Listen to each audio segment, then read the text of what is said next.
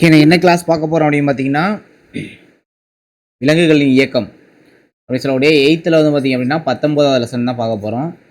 சரி வாங்க ஸ்டார்ட் பண்ணலாம். இதுலேருந்து வந்து பார்த்தீங்க அப்படின்னா 2023 எஸ்ஏ எக்ஸாமில் ஒரு கொஸ்டின் வேறு கேட்டிருக்காங்க. சரிங்களா? சரி பார்ப்போம் வாங்க எப்படின்னு. முதல்ல இந்த பசு வந்து பார்த்தோம் அப்படின்னா நடப்பதுக்கு வந்து கால்களை வந்து பயன்படுத்துது. பாம்பு அப்படின்றது சறுக்கியோ அப்படின்னாலும் அதை ஊர்ந்தோ சொல்கிறதுக்கு தன்னோட முழு உடலையும் வந்து பயன்படுத்துது. பறவை பறக்கிறதுக்கு ரெக்கையை பயன்படுத்தும். மீன் வந்து பார்த்தோம்னா துடுப்புகளை பயன்படுத்தி நீந்தும்.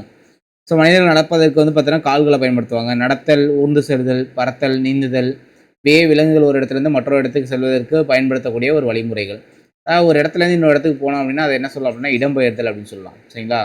இயக்கம் அப்படின்னா வேறு. நான் ஷார்ட்டாக சொல்லணும்னா அதுதான். இந்த லெசனில் என்ன பார்ப்போம் அப்படின்னா இயக்கம் தான் பார்ப்போம். இயக்கம் அப்படின்றது இடம்பெயர்தல். இது ரெண்டும் ஒரே பொருளை கொண்டிருக்கிறது போல தோணுனாலும் இதுக்கிடையே சில வேறுபாடுகள்லாம் இருக்குது அப்படின்னு சொல்லியிருப்பாங்க. இயக்கமானது பார்த்தோம் அப்படின்னா உடலோட ஒன்று அல்லது அதுக்கு மேற்பட்ட பகுதிகளால் உயிரினங்கள் தங்களது இடம் அல்லது நிலையை மாற்றும் செயல் என்று பொதுவாக வரையறுக்கப்படுகிறது. அதாவது ஒரு உயிரினத்தோட ஒரு உடலில் வந்து பார்த்தோம் அப்படின்னா இடத்த மாற்றிக்கலாம், அப்படின்னா அது செயல்படக்கூடிய இந்த நிலையை வந்து மாற்றலாம். அதுக்கு பேர் தான் வந்து பார்த்தோம் அப்படின்னா என்ன சொல்கிறாங்க, இயக்கம் அப்படின்னு சொல்கிறாங்க. ரைட்டா? அதாவது ஒரு உயிரினத்தோட உடல் அப்படின்றது உடலில் வெவ்வேறு பகுதிகளுக்கு இரத்தத்தை செலுத்துவது போன்ற அவசியமான செயல்பாடுகளை செய்ய இயக்கம் உதவுகிறது. அதாவது ஒரு உடலில் ரத்தம் வந்து பார்த்தோம்னா இப்போ நம்ம எக்ஸாம்பிளுக்கு எடுத்துக்கோமே, ஹார்ட்லேருந்து ரத்தம் வந்து கீழே கால் வரையும் போகிறத என்ன சொல்லுவோம் அப்படின்னா இடம்பெயர்துன்னு சொல்ல மாட்டோம். அதுக்கு பேர் பார்த்தோம்னா இயக்கம்னு தான் சொல்லணும். இப்போ அதான் இங்கே சொல்ல வராங்க. இயக்கம் அப்படின்றது தன்னிலை உடையதாகவோ அல்லது தன்னிச்சை அற்றதாகவோ இருக்கலாம்.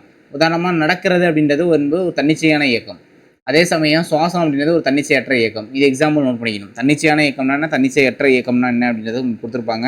அதை நோட் பண்ணிக்கணும். ஒரு உயிரினம் ஒரு இடத்துலேருந்து மற்றொரு இடத்துக்கு நகர்றது தான் பார்த்தீங்கன்னா இடம்பெயர்தல்னு சொல்லுவாங்க. ரைட்டா? அதான் உணவை கண்டுபிடிக்கிறதுக்கு இல்லை கடுமையான வானிலை தவிர்க்கிறதுக்காக, வேட்டையாடுறவங்க வந்து தன்னை பாதுகாத்து கொள்றதுக்காக ஒரு இடத்துலேருந்து இன்னொரு இடத்துக்கு போனாங்க அப்படின்னா அதை இடம்பெயர்தல் அப்படின்னு சொல்லுவோம். நடந்து போகலாம், ஓடி போகலாம், நீந்தி போகலாம். இதெல்லாம் வந்து பார்த்தோம்னா இதோட செயல்முறைகள். எக்ஸாம்பிள் பார்த்தோம் அப்படின்னா பிளாஜிலேட்டா அப்படின்னு சொல்லுவாங்க, கசையிலை. சரியா? இவங்க வந்து பார்த்தோம்னா சிலியாக்கள் மூலமாக இடம்பெயர்ச்சி சென்றுவாங்க. ரைட்டா?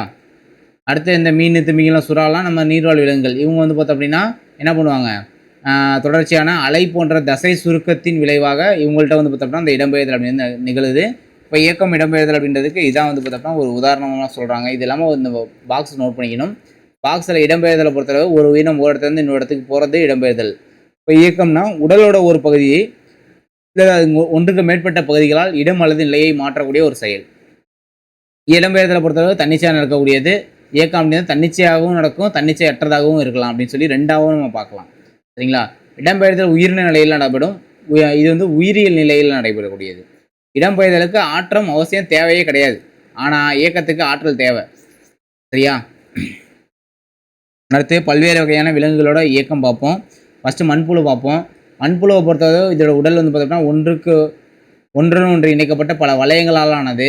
இது வந்து பார்த்தோம்னா சீட்டா அப்படின்னு சொல்லக்கூடிய ஏராளமான நீட்சிகள் வந்து இதில் காணப்படும். இந்த நீட்சிகள் தான் பார்த்தோம்னா தரையை பற்றி கொள்ள வந்து உதவக்கூடியது.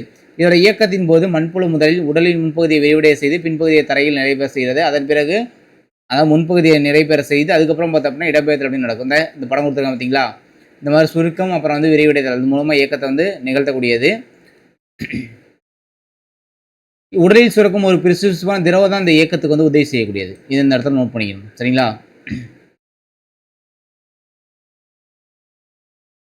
தசை சுருக்கம் மற்றும் தளர்வுகளை மீண்டும் மீண்டும் நிகழ்த்தி மண்புழு மண்ணின் மீது நகர்ந்து செல்கிறது. எப்படின்னா அதான் தசை சுருக்கம் மற்றும் தளர்வுகளை ஏற்படுத்தி தான் நகர்ந்து போகுது.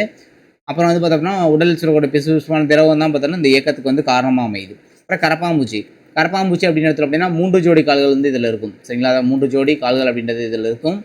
நெக்ஸ்ட் வந்து பார்த்தோம்னா பறக்க செய்யும், எல்லாமே போகணும். சரிங்களா? 2 ஜோடி ரெக்கைகளை பறக்கிறதுக்கு பார்த்தோன்னா 2 ஜோடி ரெக்கைகள் இருக்குது.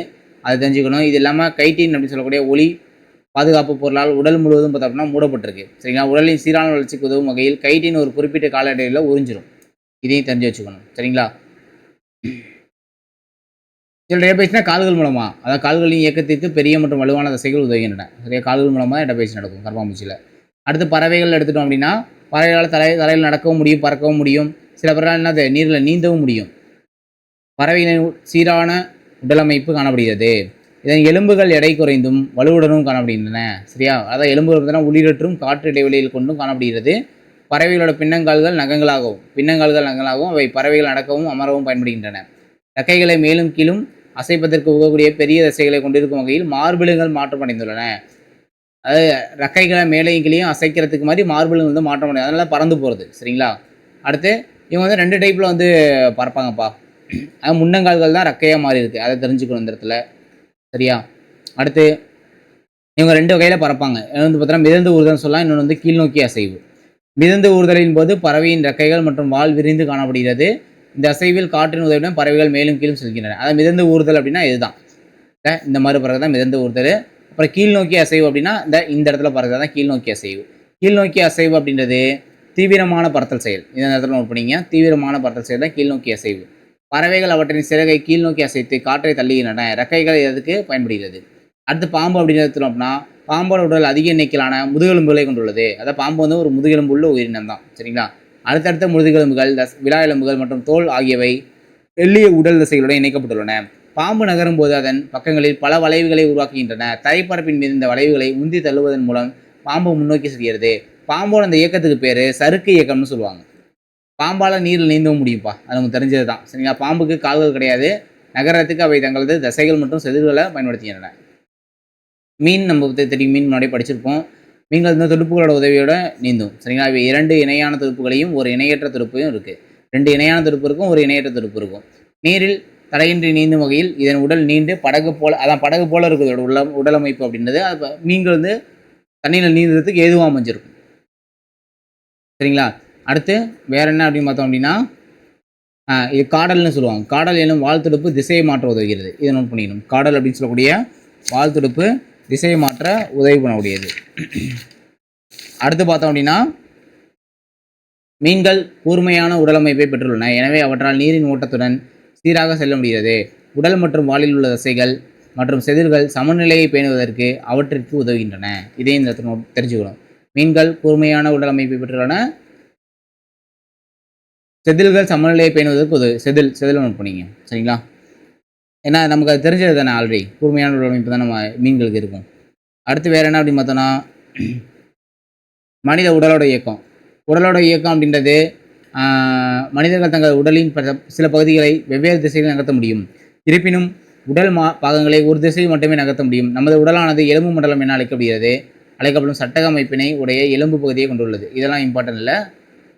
அடுத்து வந்து அதான் எலும்பு மண்டலம் உதவி பண்ணுது இயக்கத்துக்கு, அதை மட்டும் தெரிஞ்சுக்கலாம். இங்கே வேறு என்ன அப்படின்னா, அதான் கண்ணுமே இயக்கம், இதய தசை இயக்கம் தான் கொடுத்துருப்பாங்க. பார்ப்போம் ஒன்றுனா. அடுத்து சிறுத்தை மணிக்கு 76 கிலோமீட்டர் வேகத்தில் ஓடக்கூடியது. அப்புறம் நீர் யானை மனிதனை விட வேகமாக ஓடுகிறது. இது நோட் பண்ணி, நீர் யானை மனிதனை விட வேகமாக ஓடக்கூடியது. 6 கால்களில் நடக்கும் விலங்குகளில் கரப்பாம்பூச்சி மட்டுமே வேகமாக ஓடக்கூடியது. அதாவது 1 மீட்டர் தூரத்தை கிட்டத்தட்ட 1 செகண்ட்லேயே கடந்துடும் கரப்பாம்பூச்சி. சரிங்களா?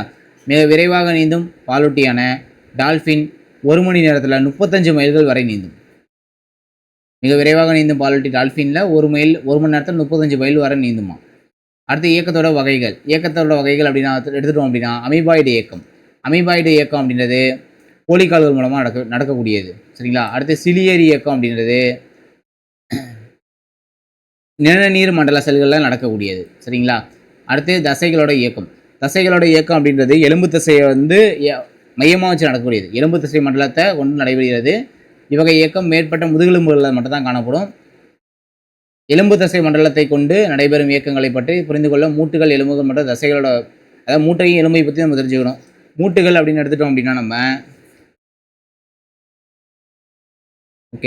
முதல்ல மூட்டுகள் பார்ப்போம். 2 தனித்தனி எலும்புகள் சந்திக்கக்கூடிய இடம் தான் மூட்டு. அதாவது இங்கே ஒரு எலும்பு இங்கே ஒரு எலும்பு இருக்குன்னா சந்திக்கக்கூடிய இடத்த வந்து என்ன சொல்லுவாங்க அப்படின்னா மூட்டுன்னு சொல்லுவாங்க. மூட்டுகளில் 3 டைப் இருக்குது. நிலையானவை, சற்று நகரக்கூடியவை மற்றும் நகரக்கூடியவை அப்படின்னு சொல்லி பிரிக்கலாம். நிலையா அப்படின்னா அசையா மூட்டுகளில் வந்து பார்த்தோம் அப்படின்னா 2 எலும்புகளுக்கு இடையே உள்ள எந்த ஒரு இயக்கமே நடைபெறாது. எக்ஸாம்பிள், மண்டையோட்டின் எலும்புகளுக்கு இடையிலான கட்டமைப்பு அசையா மூட்டுகளுக்கு, மண்டையோடு தான் 2 எலும்புக்கு நடுவில் எந்த ஒரு அசைவுமே இல்லை அப்படின்னா அது அசையா மூட்டு, நிலையான மூட்டுன்னு சொல்லுவாங்க. அடுத்து சற்று நகரக்கூடிய மூட்டு, லைட்டாக கொஞ்சம் நகர்வு இருக்கும். இந்த வகை மூட்டுகள் வந்து பார்த்தீங்கன்னா 2 எலும்புகளுக்கு இடையே மிக குறைந்த அளவு இயக்கம் இருக்கும். எக்ஸாம்பிள், விலா எலும்புக்கும் மார்பக எலும்புக்கும் இடையில் உள்ள எலும்பு, அல்லது முதுகெலும்புகளுக்கு இடையில் உள்ள மூட்டு, சற்று நகரக்கூடிய மூட்டுக்கு எக்ஸாம்பிள் மட்டும் நோட் பண்ணால் போதும். அடுத்து மூட்டு அப்படின்றது 2 எலும்புகள் சந்திக்கும் அல்லது இணையும் இடம். அது சந்திக்கக்கூடிய இல்லை அப்படின்னா இணையும் இடம்.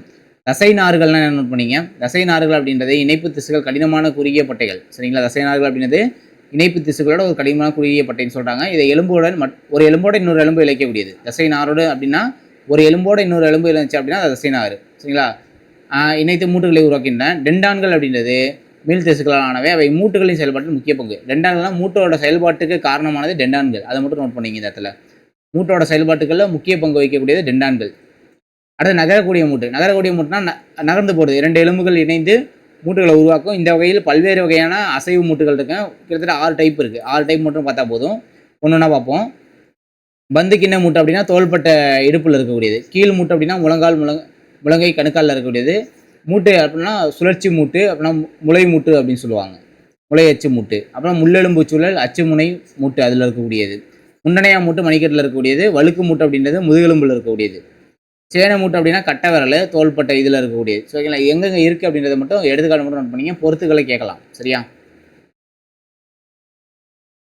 அடுத்த சினோவியல் மூட்டு ரொம்ப ரொம்ப இம்பார்ட்டன்ட்பா. சினோவியல் மூட்டு அது 2 எலும்புகளிடையே இணைப்பை ஏற்படுத்தும் குருத்தெலும்பால் இணைக்கப்பட்ட திரவம் நிரம்பிய குழிகளுடைய மூட்டுகளை சினோவியல் மூட்டுகள்னு சொல்லலாம். இங்கிலீஷில் டை ஆர்த்ரோசைஸ் மூட்டு அப்படின்னு சொல்லுவாங்க. ரைட்டா?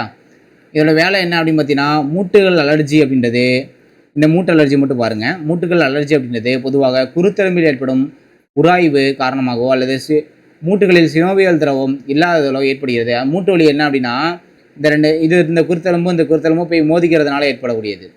உராய்வுனால ஏற்படக்கூடியது. இல்லைனா இது திரவம் இருக்குல்ல இங்கே உள்ள திரவம் இல்லாமல் இருந்துச்சு அப்படின்னா மூட்டு வலி வரும். சரிங்களா? இந்த நிலையில் ஒருவர் மூட்டுகளை நகர்த்தும் போது மூட்டுகளில் கடுமையான வலியை உணர்கிறார். இந்த நோய் கீழ்வாதம் அல்லது மூட்டு வீக்கம் அப்படின்னு சொல்லுவாங்க. அதான் ஆர்த்ரைடிஸ் அப்படின்னு சொல்லுவாங்க. மூட்டுகளில் யூரிக் அமில படிகங்கள் படிவதாலும் மூட்டு வீக்கம் ஏற்படும். ஸோ இது தெரிஞ்சு வச்சுக்கணும் நம்ம. சரிங்களா?